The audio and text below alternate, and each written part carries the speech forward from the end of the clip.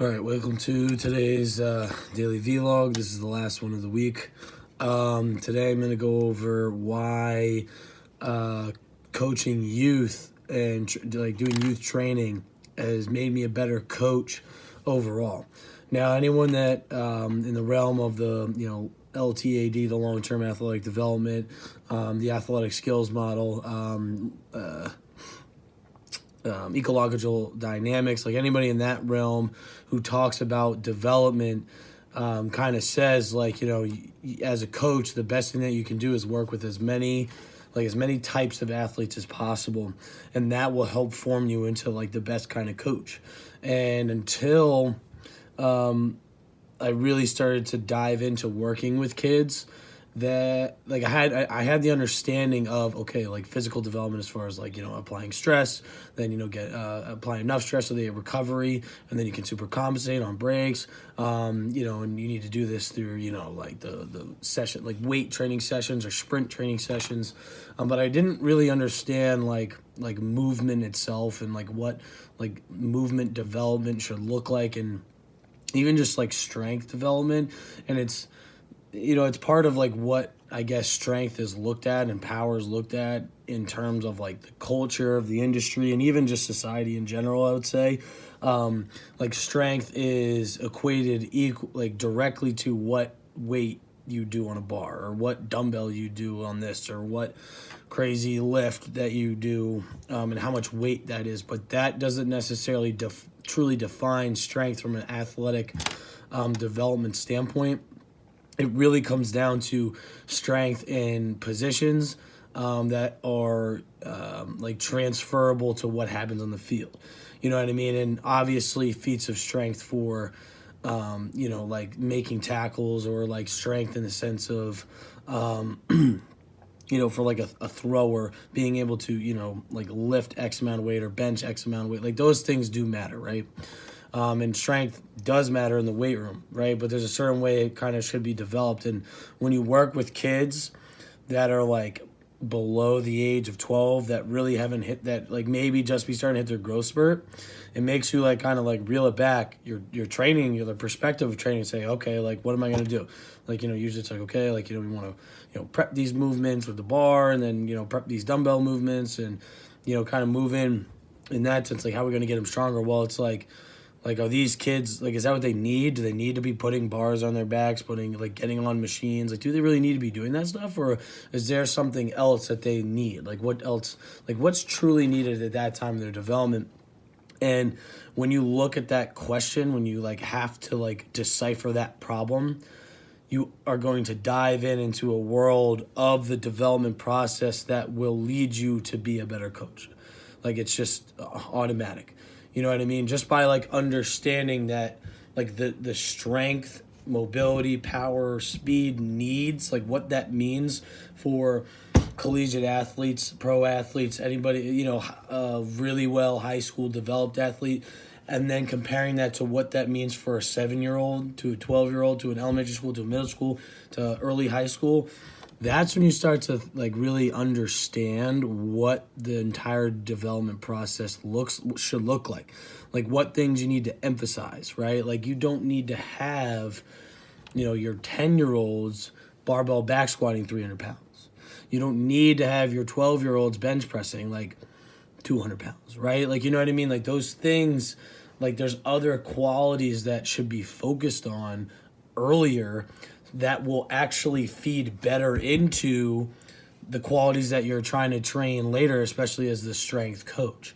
You know what I mean? The what skills you're looking for, especially when you're saying the squat ability and the deadlift ability. Not that those are the gold standard, that's not what I'm saying, but you will probably have a better squatter and deadlifter with a kid, or when you look at a kid, if you develop them from a model that focuses on movement variability, movement coordination, strength in relevant positions,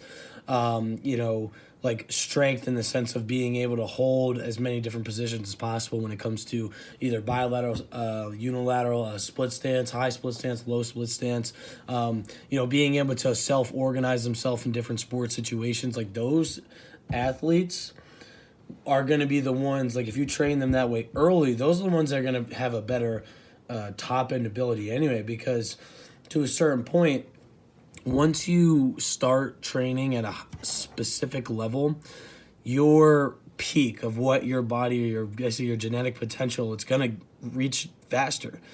So there's things that you can do and models that you can like take advantage of that don't, or that are going to focus on those true needs of kids.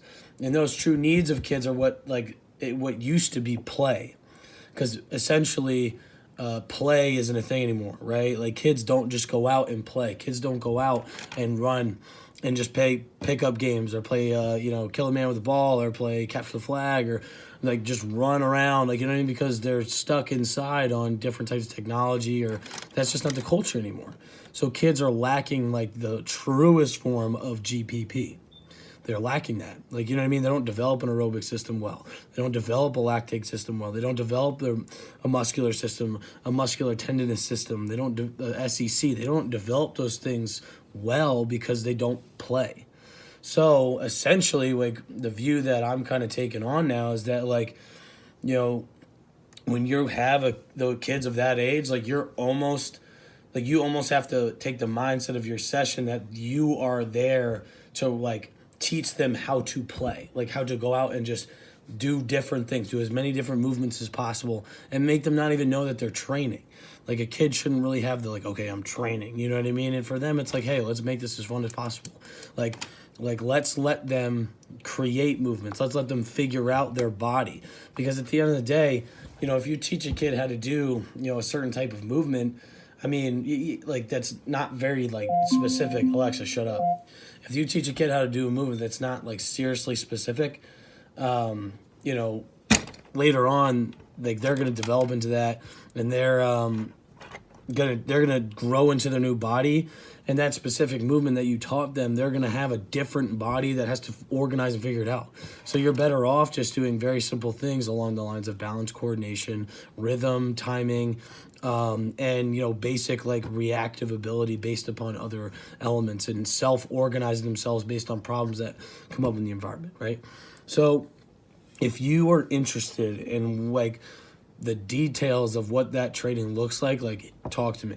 Now, listen, I'm not an expert by any means, but I do know of the leaders in the field right now that are the experts, right? Like, those are the people that I've researched, that I've reached out to, and those are the people that have responded back to me and led me in directions to go, that have made me a better coach. It's made me understand these problems. And those things, when you're looking at the development model for kids, it carries over all the way up. And when you start to look at training a little bit like that, you look at it differently. In that sense, you grow as a coach, and you'll start to learn what, like, being able to see what a development process looks like for an athlete.